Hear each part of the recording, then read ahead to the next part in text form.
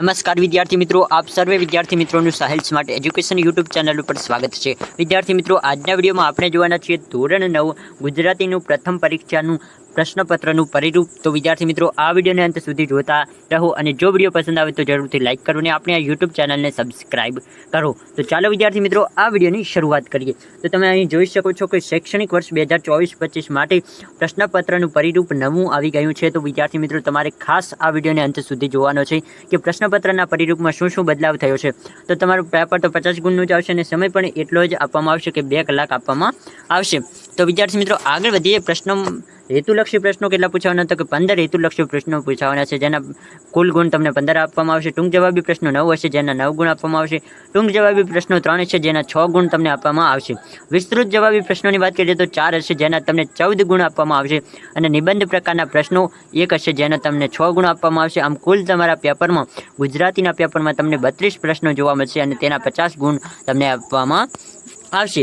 આગળ વધીએ તો વિદ્યાર્થી મિત્રો, વિભાગ A 12 ગુણનો જોવા મળશે, વિભાગ B 12 ગુણનો, વિભાગ C 12 ગુણનો અને વિભાગ D ખાસ ધ્યાન આપવાનું છે કે 14 ગુણનો વિભાગ D તમને જોવા મળશે।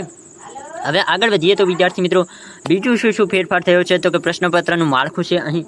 તો તેમાં શું છે તો કે વિભાગ A કુલ 12 ગુણનો, તેમાં શું પૂછવાનું તો કે નીચેના જોડકો યોગ્ય રીતે જોડો તે 2 ગુણનું પૂછવાનું છે।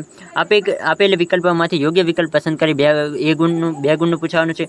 આપેલ પ્રશ્નોના એક વાક્યમાં ઉત્તર લખો તો તે 2 ગુણના પ્રશ્નો પૂછવાના છે। આપેલ પ્રશ્નોના 3-4 વાક્યમાં ઉત્તર આપો તો તે પણ 2 ગુણનું તમને જોવા મળશે। આગળ વધીએ તો કે પ્રશ્ન 8 અથવા 8 તેમાં તમને 2 પ્રશ્નો પૂછવામાં આવશે, જેના તમને 4 ગુણ આપવામાં આવશે। વિભાગ 2 માં પણ એ જ રીતે હશે, પરંતુ વિભાગ B માં પદ જોવા મળશે, જ્યારે વિભાગ A માં તમને ગદ્ય જોવા મળશે, જે તમે અહીં જોઈ શકો છો।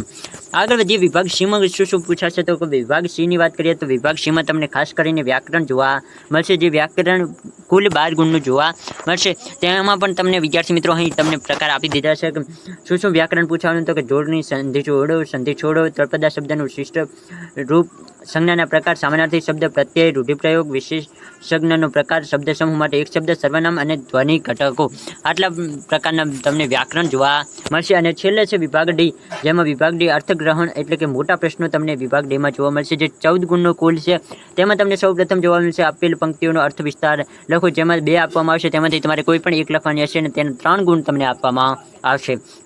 પ્રશ્ન 29 છે કે અહેવાલ લેખન કરો, જેના તમને 3 ગુણ આપવામાં આવશે।